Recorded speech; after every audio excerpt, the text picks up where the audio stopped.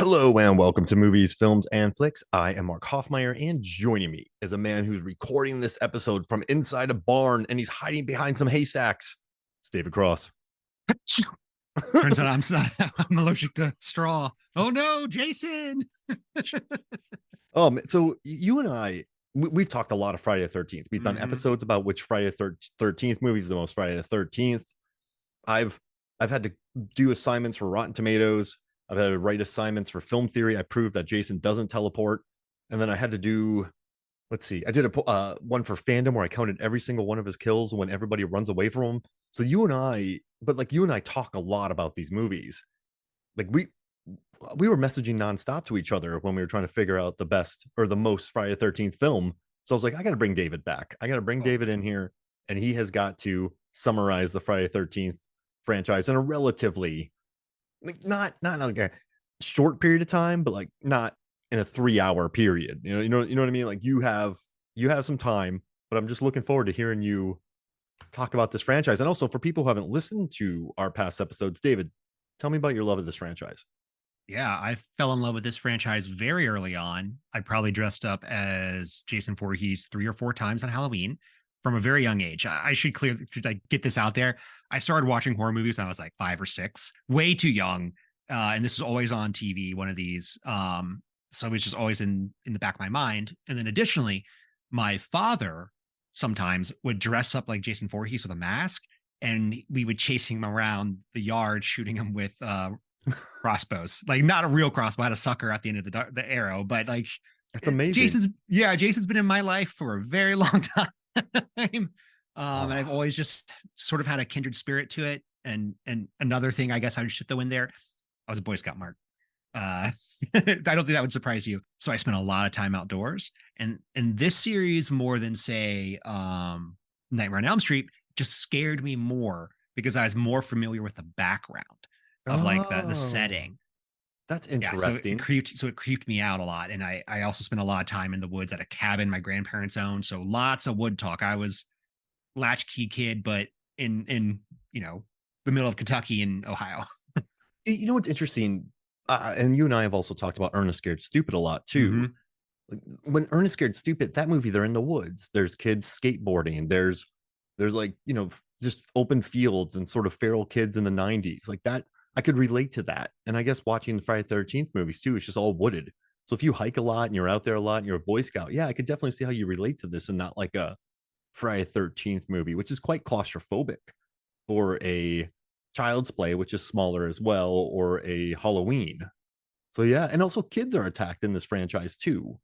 So when you get to Corey Feldman and stuff like that, so I mean, there is more to relate it to kids growing up, I guess. Yeah, But absolutely. And what we're talking about, sort of like what goes behind this series, I've been thinking a lot and had this podcast was like, what makes Friday the 13th have so much staying power?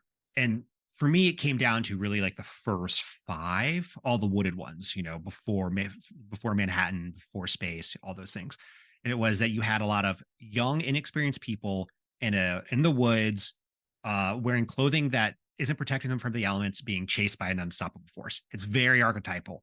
Like they're in the dark, all that. So that's sort of what I think is like hits at our ape brains of why we keep coming back to this series over and over. It's like, oh, this is really terrifying. I would say if it's done correctly. There's some later ones in this series that I enjoy, but I'm not a fan of.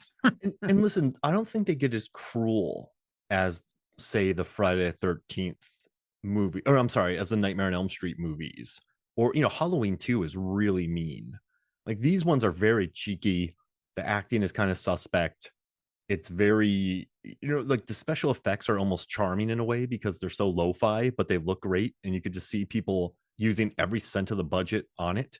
And also Jason as a character, Jason is not complicated, right? There's no Freddy, there's no deep backstory about Freddy and how he was born, or Michael Myers being in a cult. Like it's just Jason. Like he lives on the bottom of a lake for years. You let him loose, he kills you. It might be his mom, and he might have a sack on his head. Like he might be in space, he might go to hell, but it's just Jason. And so I think it's almost a cozy horror franchise because I don't know.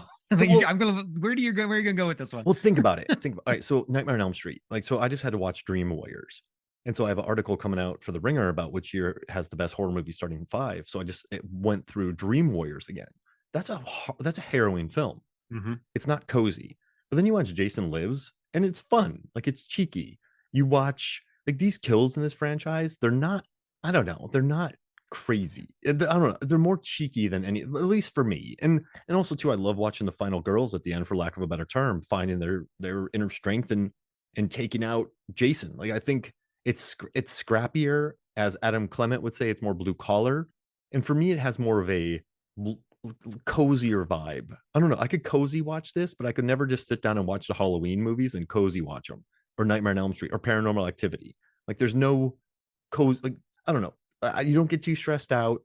There's no evil. You never feel totally dirty. I mean, there's a lot of gratuity in here, but it's never. I don't know. That's just my thing about this Mm-hmm. franchise. Maybe I'm using the wrong word, but it's just the easiest franchise to watch, I would say. Yeah, it is very much easier to swallow than again Halloween and Nightmare on Elm Street by far for me. Um, And I listen, wanted.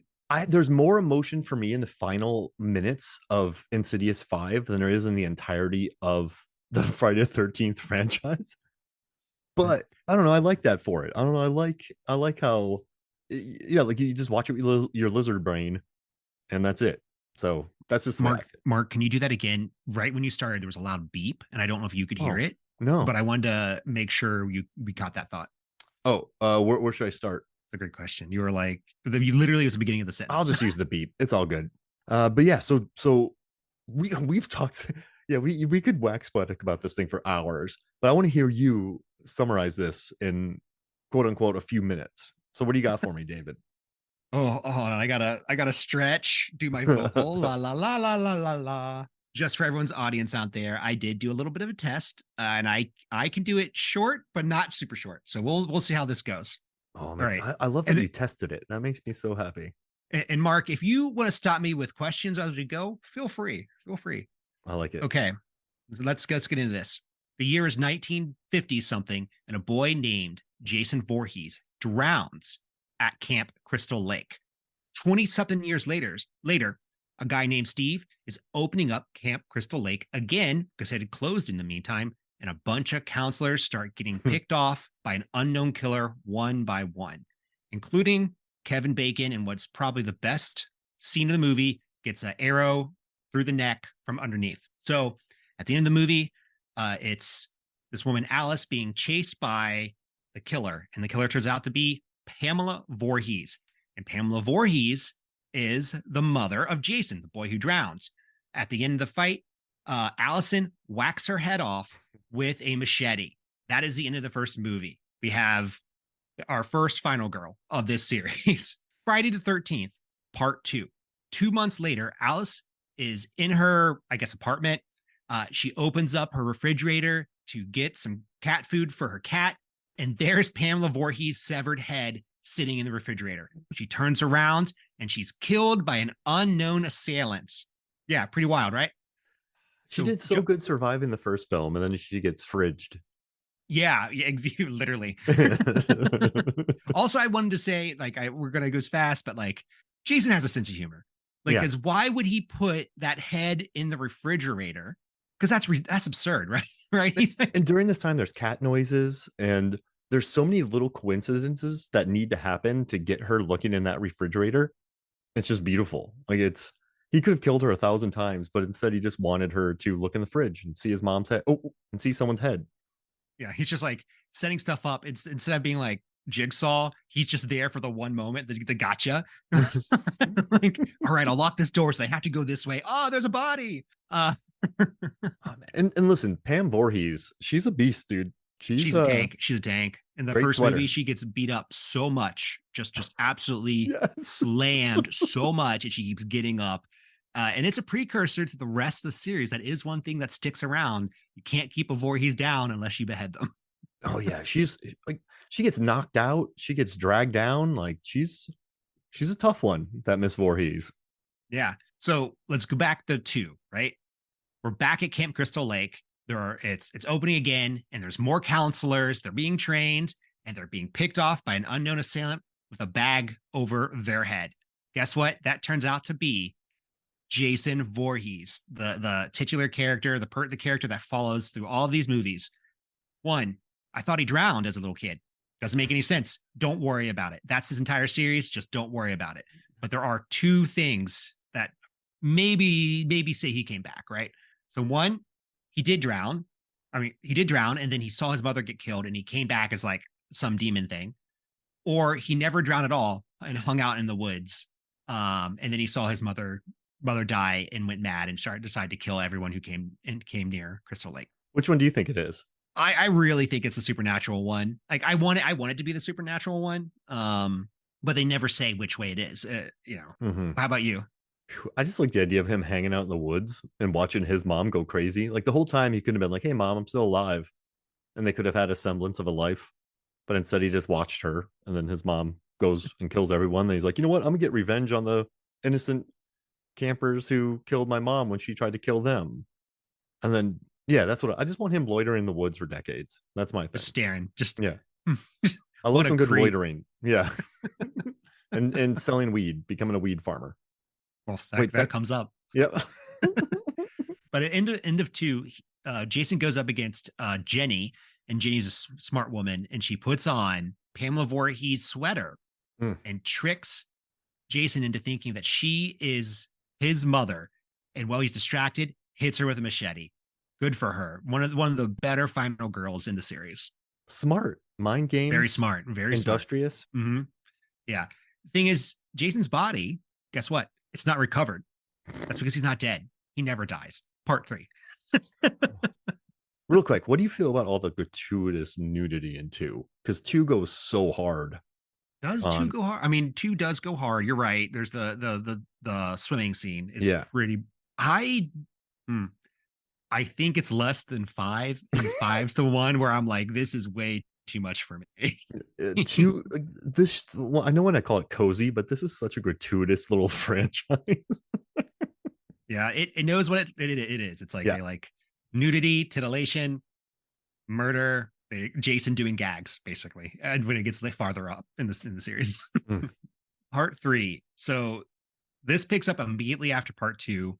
And guess what? It is in 3D. Right. And I never seen it in 3D, but the normal version, you could definitely tell it's in 3D because there's things coming at the screen, even when you're just like watching it regularly. Jason's injured and he hangs out in a barn to recover. But it's Jason, right? He can't hang out anywhere. He just starts murdering biker gangs and kids. Because like it's just chill, dude. Yeah. Oh man. Yeah, the poor biker gang. Yeah, they were a good addition to it. And it's the 80s. There's always a biker gang or a punk gang somewhere. Switchblade. Jason finds his hockey mask in this one, and so he doesn't have a sack, and that becomes the trademark look for the rest of the series and going farther. But he hacks and slashes his way through a bunch of teens, and at the end of the movie, a woman named Chris puts a rope around his neck, pushes him out of a barn, and hangs him. That's it. He is dead. That is the end of the Friday the 13th franchise. But he's not, because there's like 7 more movies. Chris is the beast, by the way. He is. Chris is great, very smart. One of the things I want to note about the third movie, and I think it gets a little bit of hate, like I think it's generally like the bottom tier. People think it's the bottom tier. I really love this movie because I think it plays on the first 2 movies and your expectations. So, there's the killer point of view in the first and second movie. And the third one, obviously there's POV, but they play with you. So they'll have shots in there where like, oh, this is Jason and this character is going to die, but then they don't. So you never really know like where he's at and if the death is actually going to happen. And I think that is an underrated quality of this film. And I love that 80, 81, 82, 3 movies were made. Like these things are being churned out. And they're still having fun and evolving the character. So at least you're moving the franchise forward pretty quickly and reactively. But yeah, no, they're still finding freshness with 3, for sure. Yeah. Okay. So and Steve Miner directed it, the guy from Halloween H2O and Lake Placid. I did not realize that. So Jason's finally dead, right? He's hung to death. He's not dead. Guess what? We're at the final chapter, which is not the final chapter, an ongoing thing in this franchise. So Jason's at the morgue. He wakes up. He kills a bunch of people, and he makes his way back towards Camp Crystal Lake. And I my memory's a little hazy here, but I believe he was at Higgins Cove, which is on Crystal Lake or near Crystal Lake. I'm not actually sure.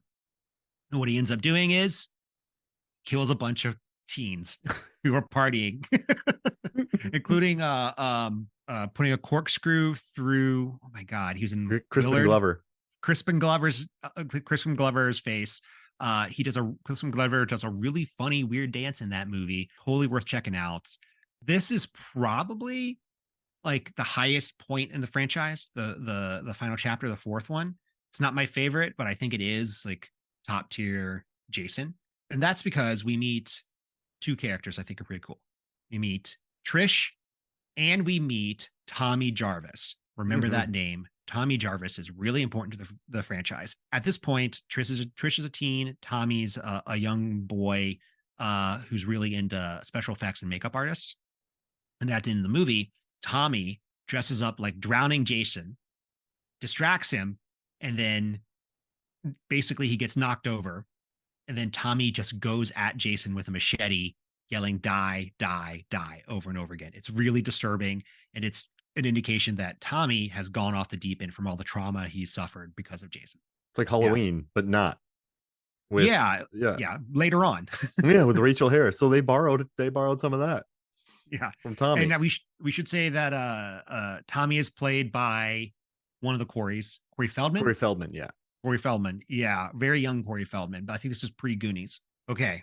So he's actually dead this time. He is actually dead. His hand gets split open, some great, disgusting gore. Love it. And we go to a new beginning. Instead of following Jason, we're following Tommy. And Tommy's now a teen and he's at a halfway house because he has a lot of mental problems from the trauma.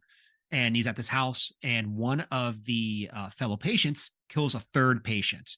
And an EMT comes on and picks up the body, and the murderer is sent off to jail. But subsequently, the remainder of the people in the house are murdered, and their neighbors are murdered. And people point to Tommy, but also like what's happening because Jason's dead. They're not really sure. At the end of the movie, Tommy knocks Jason impersonator into a thresher, killing him. And then we find out that the killer is Roy.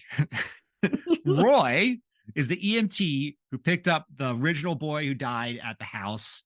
It turns out that Roy is that boy's father, and he just went mad and took his revenge out on everyone in the area. Typically, this is one of the least liked Friday the 13th movies, right? Yeah, it's just Roy. Like it's quite violent, and I don't know. It's not really necessary, but you still got to watch it. Yeah, it's not necessary, and it's super exploitative. This one, there's a lot of nudity, Yeah, yeah. But there is a moment that's really funny, and there's a goth girl who starts voguing before she's killed, and it's great. I'm telling you, man, this is a scrappy little blue collar franchise. It just plows through it. It knows what it is, and I think it's interesting that it evolves. That's one of the things that it keeps trying to do. It's like, okay, this formula's not working. It's not working. Okay, we'll try something else. That'll take us to the next level. And those formulas sometimes work, and then sometimes they don't. So, we're getting to my favorite. We're getting to the good stuff, right? So Jason's been killed. Roy's been killed. Tommy's still hanging around. Pamela's still dead. Pamela's still dead. You know, that would be quite a turn if Pamela comes back to life, actually. Like mother-daughter killing pair could be good. The next one is Jason Lives. And Tommy is now a young man, and he's having visions and nightmares from Jason. He's really screwed up. And he goes to Jason's grave to get catharsis. He digs that grave up to see if he's there, and Jason is there. He's in his hockey mask. And he's just Jason. Like, why would you bury Jason in his hockey mask? It makes no sense, but it leads to a cool scene. Tommy yanks off a iron cord, a metal cord, and just jabs that corpse over and over and over again. And then in some Frankenstein craziness, that metal gets hit by lightning, and Jason comes back to life. You now have zombie Jason. This is the beginning of the zombie Jason series. Yes. Mark, what Yes. do you think about the decision to bring Jason back as a zombie? It's hilarious. I mean, like, listen, imagine writing that. How do we bring Jason back? We got rid of Roy. We got rid of Pamela. Jason's dead. Well, let's just have someone stab him in his grave and then he gets hit by lightning by a metal pole or piece of rebar that's inside of him. Sold. Let's go. So yeah, they didn't think Cash a check. anything of it, right? Nothing. They're just like, he's back. And Yeah. that's kind of his entire series. It's just like, don't think too hard. He's just back. If something happens to him, don't worry. He's back. But at least they tried, right? Like they just went, you know what? Let's dedicate the entire beginning to bringing him back, and then he's just hit by lightning, and it's incredible. Yeah, this is a fun one. This is one of the fun ones. It starts leaning into camp way harder than the other ones. There's a triple But decapitation. that's exactly what I was going to say. So Jason has to make his way back from the graveyard to his stomping grounds at Camp Crystal Lake, and along the way he sees three people who are in a row, and he cuts their head off in one swing. Triple decapitation. Really, really funny stuff. But eventually Tommy joins up with the wife or the daughter of a sheriff, and they confront Jason. And Tommy puts a chain around Jason's neck that's attached to a boulder, and then they shove him into Crystal Lake, and he sinks to the bottom. He's not dead. He's waiting, but for now, he's been trapped in the lake. Tommy knows how to tie a great chain knot Yeah, yeah, around the boulder. Like Jason, whatever Tommy did was so good that Jason's just stuck down there, and it's beautiful. yeah. But how? I would think that Jason would be able to get that off his neck is the thing, right? Like He's not the sharpest tool. he's Maybe, not super smart. That's true. maybe he was just like, listen, you got me on this one. I'm gonna hang out for a while and I'll be back. I'll take a nap. Yeah, Could be worse. yeah. I'll come get you later. And for me, unfortunately, this is the end of the Tommy Jarvis like trilogy. Right, he's Mm-hmm. not in the series from now on, but I really think he should have been. It would have been great to follow him, trying to be basically stop Jason multiple times. But yeah, goodbye, Tommy. It was nice knowing you, Thanks for the and fish. thanks for the fish. And now, Mark, we move into what is quintessentially the most Friday the 13th movie of all the Friday the 13th movies. We found that out through data. And that is Friday the 13th, The New Blood. Oh man. So this is a great one because it is essentially Firestarter meets Friday the 13th. Except there's not a person who can start fires with their mind. There's someone who has telekinesis powers. Or maybe it's Carrie meets Friday the 13th. Both. Either way, it's some type of Stephen King meets Friday the 13th. Oh, This one takes actually a little bit of setup because like all the other ones, like Jason just kills. But this one we have some backstory with Tina, and Tina's the main character. Tina, as a child at Crystal Lake, accidentally killed her alcoholic father using her brain power. Flash forward 7 years, and she's back at the lake trying to get catharsis. And then she accidentally releases Jason using her brain powers.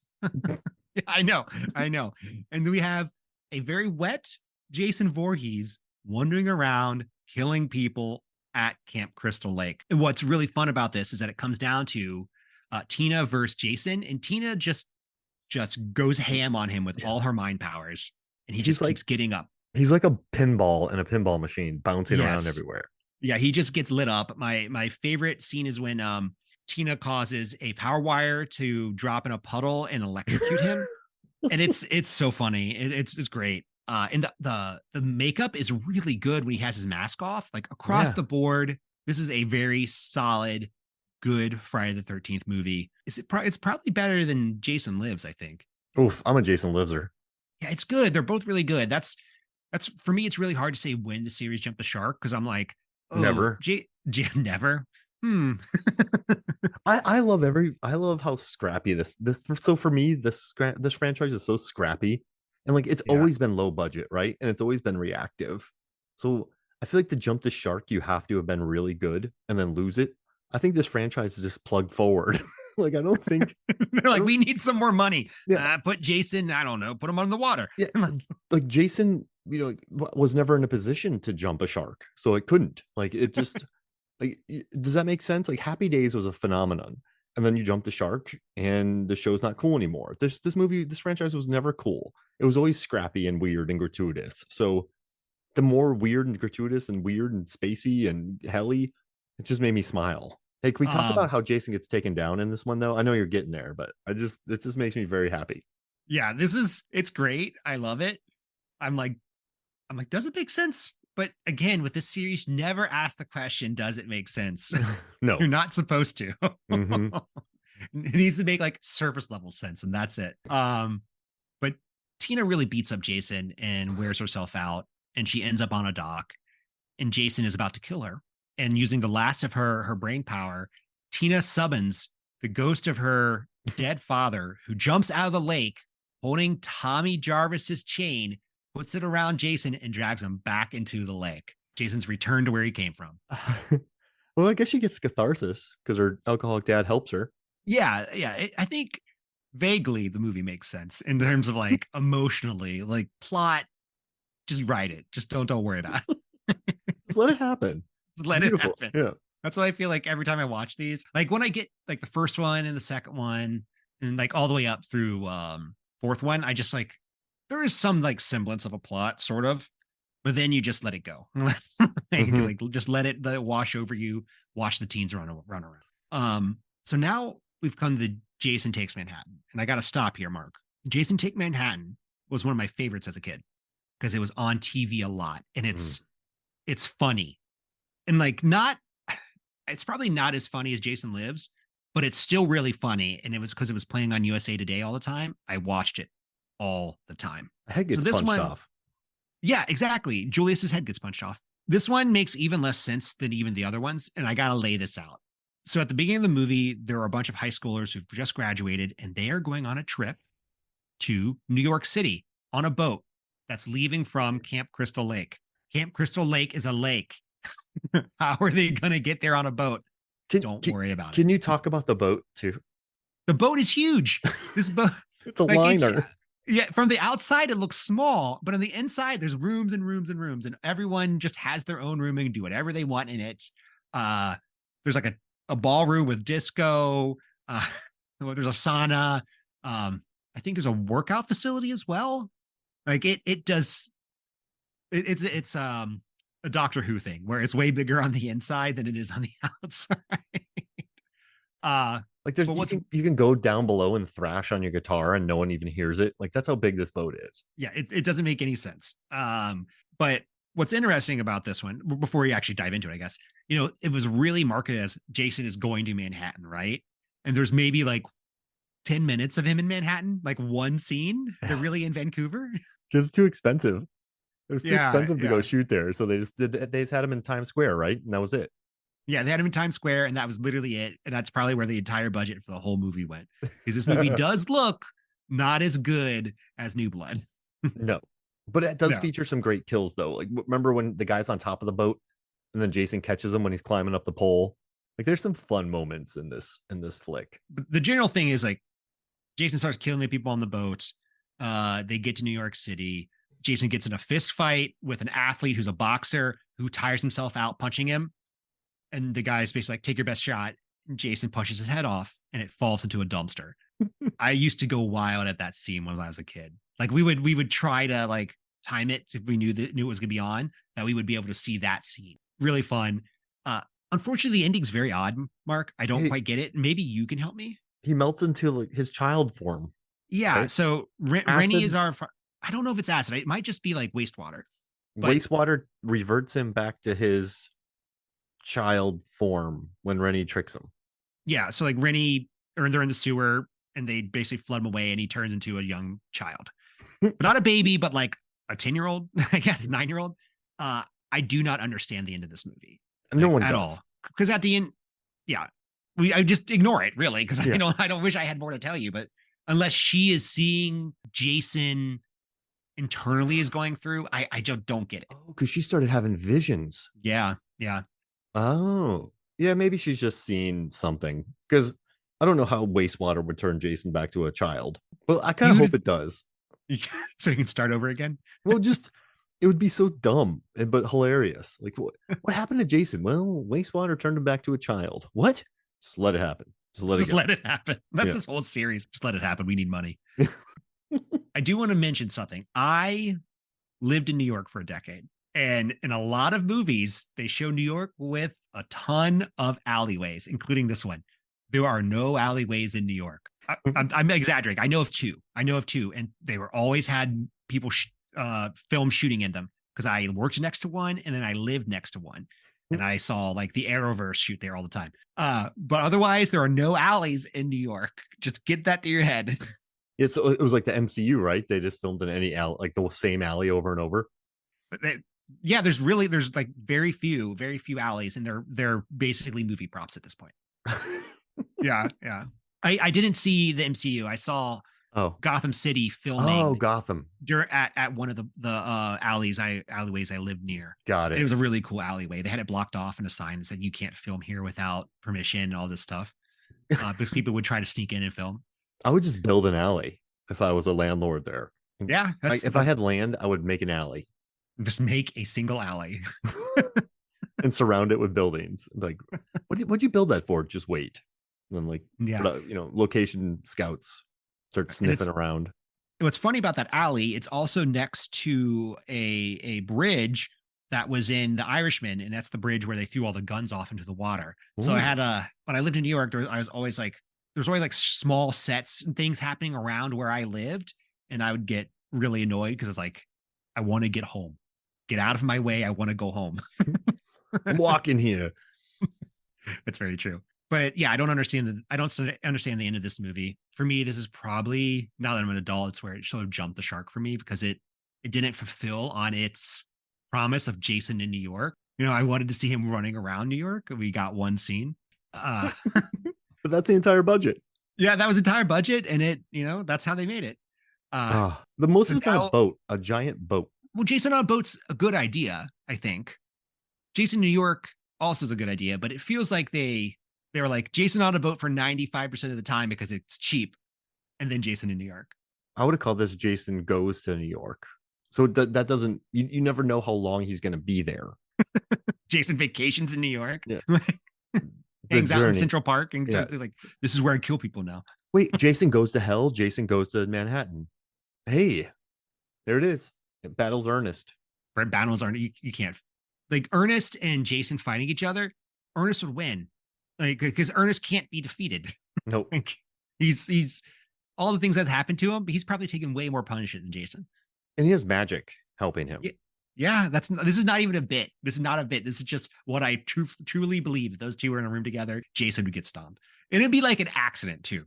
Oh, yeah. He would never win on purpose. Like, he's not a violent guy. Like, he wins by kissing a troll at one point. So he's going to take out Jason in a kind way, or he might just become buds with him and then they'd clean schools together. Okay. All right. We're going to jump back into this with Jason Goes to Hell, which I was super stoked for when it came out, right? I was so excited because Jason's back. And this also takes, there's more plot in this one than the other movies. I got to set this up. it's very convoluted. So you remember how Jason turned into a baby? Don't worry about it. He's back at Camp Crystal Lake as an adult killing people. How? Why? Doesn't explain it. Doesn't explain it at all. He's just there. He gets blown up by a SWAT team. And by blown up, I mean blown to pieces. And his body is taken to a morgue. And the mortician picks up his heart and eats it. And he turns in to Jason. And what we find out is that Jason, according to this movie, can hop into different bodies if he wants. And that he has to get to the body of another Voorhees in order to get back to full strength. And he has a sister, a niece, and a grandniece. And so the whole thing is about Jason trying to track them down so he can get his full strength back. But that's not all, guys. Gals. There's also a magic knife that if a Voorhees uses it to kill Jason, will send him to hell. Super convoluted plot. There's also Creighton Duke, who had a chance to be like the coolest bounty hunter ever, and he gets taken out in the lamest way. Yeah, and Steven's the hero. Steven like spears Jason through a window and battles him on a playground. And like, I like Steve. Remember when Steven does that little trick with the handcuffs? Like, he's the unsung hero of this movie. Yeah. It should be Tommy Jarvis. Yeah. It should be Tommy Jarvis. I felt like they set this movie up that was going to be Tommy, and then they were like, we already had Tommy have his happy ending. Like let's let him go. And then it's Steven, who is the baby daddy of Jessica, Jason's grand niece. or niece, period. But at the end, Jason takes over the dead body of his sister, becoming fully Jason again, and having his hockey mask. Again, the magical hockey mask that just shows up. And Jessica kills him with the knife, and he's sucked into hell by like CGI ghost hands. I don't know how to describe it. And I literally watched this movie like yesterday. And at the end of the movie, Jason's mask's left, and a hand shoots up, and it's Freddy's, grabs the mask and pulls it down to hell.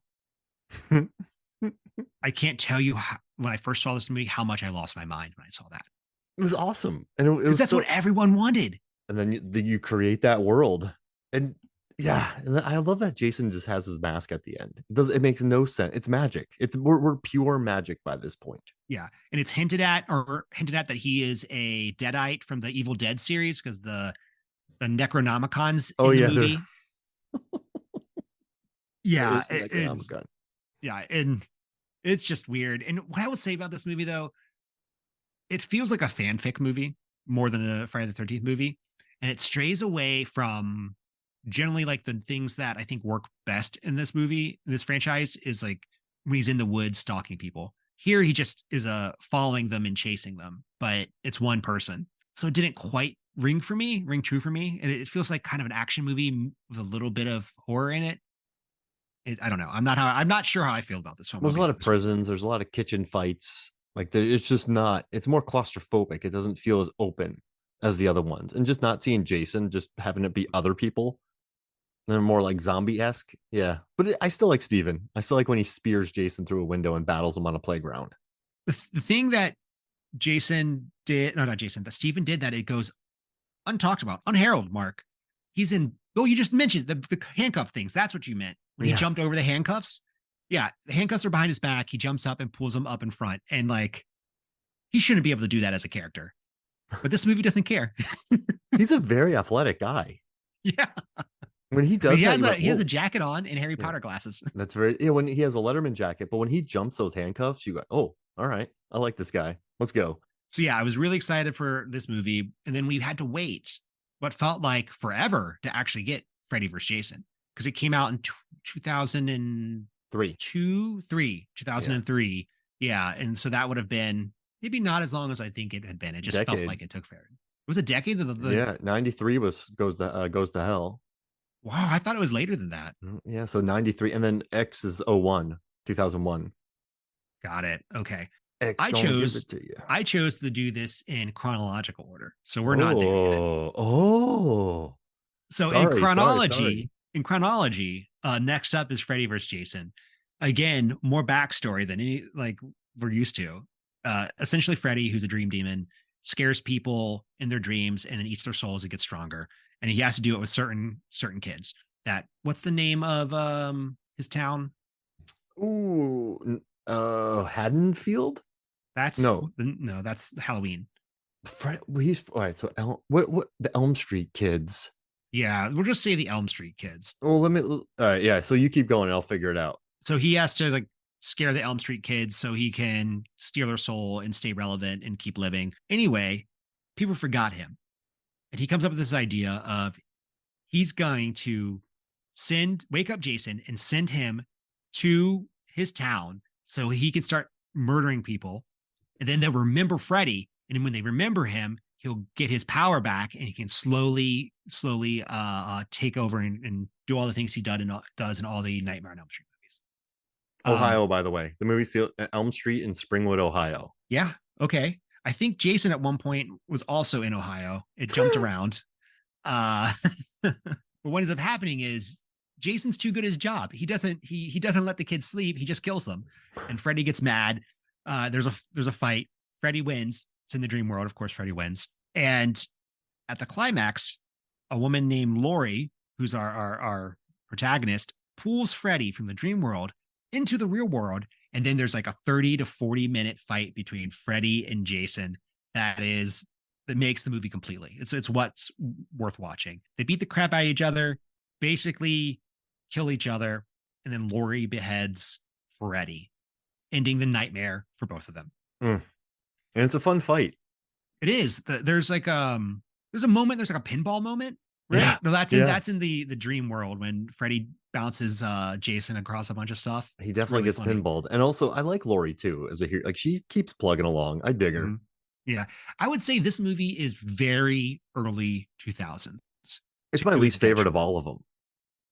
It's probably not my least favorite, but it is on my bottom tier. Like it just doesn't that time was a really nasty time. Aggressive. Uh, super aggressive. I don't like it. I didn't like it then. I really don't like it now. It's like one of those things like in the cyclical nature of like people going back and getting nostalgia. I really hope we avoid early 2000s to 2010 probably. Yeah, yeah, listen, during this time there was like what? Hot Tension was out, but that was like a good French film. But we had like Wrong Turn, we had Texas Chainsaw Massacre, House of a Thousand Corpses. Like then we had Devil's Rejects. It was a very aggressive time. I don't miss it at all. No, no, no, neither do I. It was mean. Really, it was Yeah. just really, really mean. Mm-hmm. At the end of that movie, Jason walks out of the body of water he dropped into. I don't know if it's Camp Crystal Lake. I can't remember. But he's holding Freddy's head, and Freddy winks at the camera. So who won? Who won, Mark? Oh, Jason won. Yeah, yeah, of course. I feel listen, like Freddy lost. Like, okay, so let's call it a draw because Freddy wins in the dream world, Jason wins in the real world. So it's a draw. I think that's Okay. fair. Yeah, But I think that's fair. I mean, like, but also Freddy, you're never killing him. Like Jason wins the fight though. Like if you and I are fighting and I can't die, but you still chop off my head and walk away with my head, I lost. Yeah, because what are you going to do? Get the rest of your body? Yeah, exactly. So yeah, Jason wins. I'm saying that Jason wins. Okay, I agree with that one. Do you know if this movie was actually leading up to Freddy versus Jason versus versus Ash There from was Evil Dead? there was talk of it, but I don't think that ever would have come to fruition because as much as I loved Evil Dead, it was never the most lucrative of properties. So it had just been wild fan service at this point. Like I think they would have done another one of these just to make more money. I don't know if Ash would have gotten involved. At least Yeah, that's what I think. yeah. And then I heard a rumor again. I don't know if these are true that they're also thinking about combining it with Pinhead at the end. Yep. I think they thought about that, but they never did it. Hmm. But that could have been pretty interesting. That could have been pretty interesting. I don't know who would win that. I mean, Pinhead would just like, well, if you're in Pinhead's world, you can't do anything. He'll just trap you. Yeah, I mean, just he's kind of low key the scariest one for all of it. he'll just torture you. Yeah, yeah. It'll just keep you unable to move. Yeah, Yeah. And you might like it, you might hate it. it doesn't matter though. Okay, we move to Jason X, the 10th movie, which is out of chronology. Because there's no, actually, I excuse me. Freddy vs. Jason is out of chronology. Jason X takes place or was released in like 2001, 2002. Yeah, one Jason X is 01. Yeah. Oh, one. Yeah. And then, okay. So remember, it goes Jason X and then it was Freddy versus Jason. But in world, they're reversed. So in Jason X, there's that time where all like horror places, like, let's go to space. Let's go to space. Leprechaun in space, Jason in space, Hellraiser in space. Everyone's going to space. It's 450 years in the future. And a group of students who are studying, I believe, archaeology, it's like archaeology class, stumble across Earth and they go down to study it. And Earth is a wasteland because of toxins in the air. And they find Jason and someone named Rowan frozen in like a chamber. They bring them both back up to the ship. They revive Rowan, and she's like, "That's Jason. Like you got to get rid of him. He's crazy. He's wild. He'll kill you." They don't because they say his cells can regenerate. Does that make sense from earlier movies when like he could jump bodies? No, it doesn't. Again, don't think about it too hard. So ends up happening. Jason comes back to life, gets a cool machete upgrade, kills a bunch of people, fights a cyborg who beats him up. He then falls into a medical machine that injects him with nanites, and you have cyber zombie Jason. Yes. Uber Jason. Uber Jason really goes by. Uber Jason, who is bigger, meaner, faster. This movie is heavy on the comedy, very, very heavy on the comedy, very campy. Essentially, the teens, what's left of them, trick Jason by putting him in a hologram suite that shows two women, scantily clad women, that he just keeps killing over and over and over. While they get a smaller ship ready, they get on the ship, they blast off, blow Jason up, and Jason shoots through the space heading towards Earth 2 because his franchise can never die. Jason's going to be on Earth 2 ready to murder some people. That Beautiful. is the end of the traditional, the normal one, right? The normal franchise. We also have one reboot, and that is Jason is a pot farmer who And travels underground. Some people steals his pot, and he kills those people. a movie And so violent and so full of nudity that Michael Bay didn't like it. yeah, it is. It is the first part of it's pretty good, and then it just turns into not a good movie after that. Yeah. Whoa, Mm-mm. Mark, how did I do? I mean, you did it. We're here. You figured it out. This is great. I mean, Yeah, I think everyone who listens to this will be like, okay, I got it. I'm yeah, happy. yeah. So And it's a primer. It's a primer because they're gonna do the prequel. The prequel is coming up. it's his mom. He gets his mask in the third one, becomes a zombie in six, goes to hell, Goes to battles, space. goes to space, battles Jason or battles Freddy, and then he becomes a pot farmer. Yeah, that's you just boiled it completely down. Oh, it makes me so happy. Well, hey, thank you so much for joining me, man. And any final thoughts about the final Friday 13th franchise before we get out of here? Yeah, I wanted to ask you. We I guess we kind of touched on it. This franchise is really divided into two segments. You have vaguely alive Jason, depending on if he's supernatural, and then zombie Jason. And when I was younger, I was really into zombie Jason. Zombie Jason was my thing. Now that I've seen this franchise a dozen times, I'm really into normal Jason. Like that's really what I think this series shines. And I want to know what you think. Zombie Jason.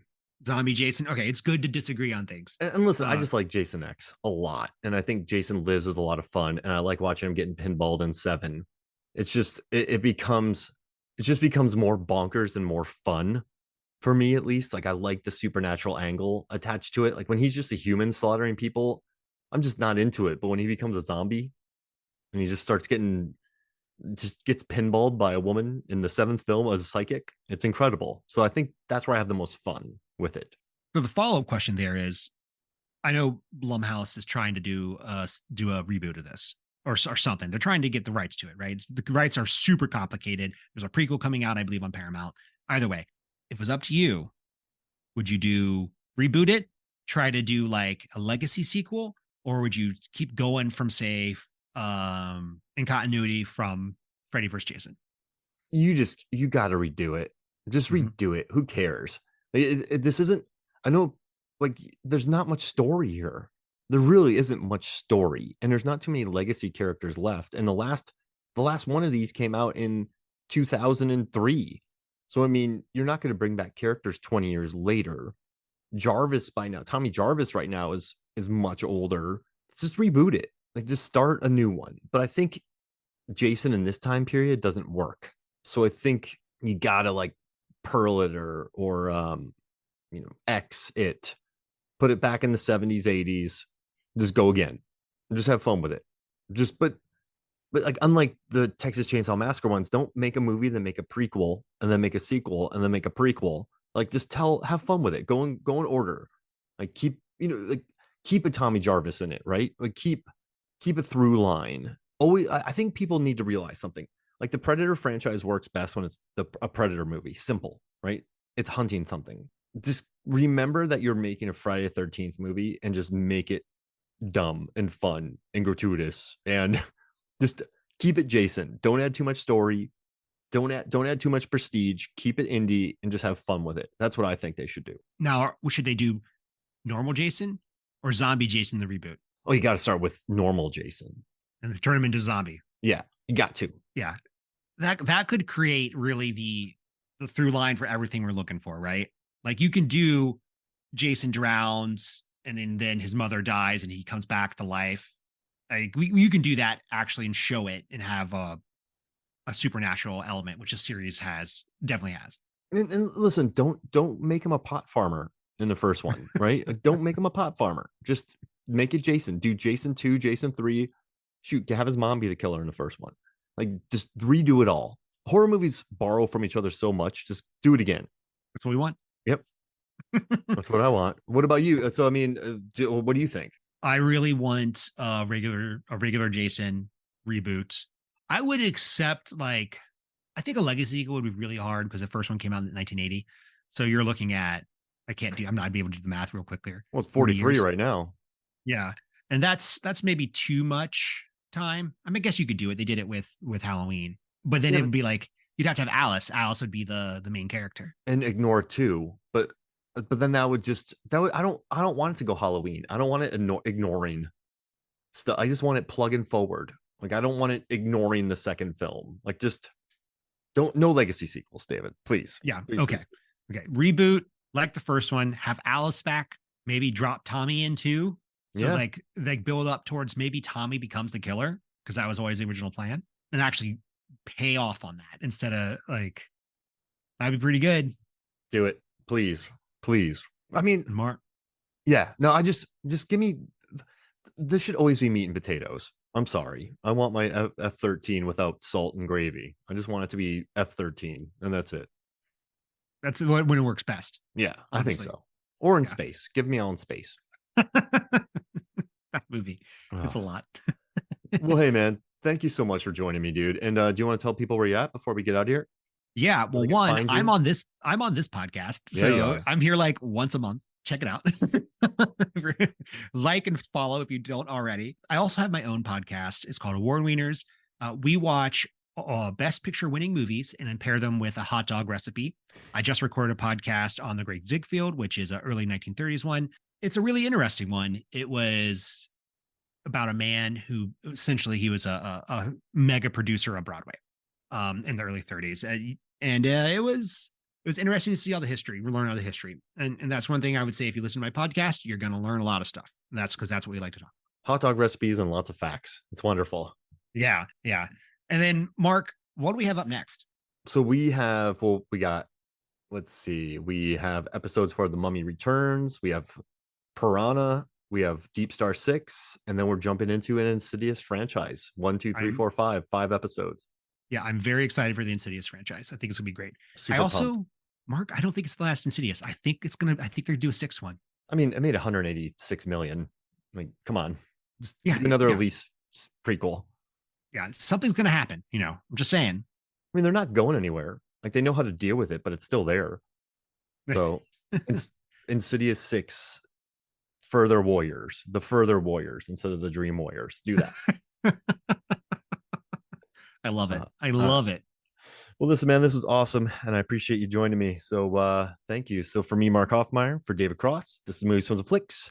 We'll see you next week.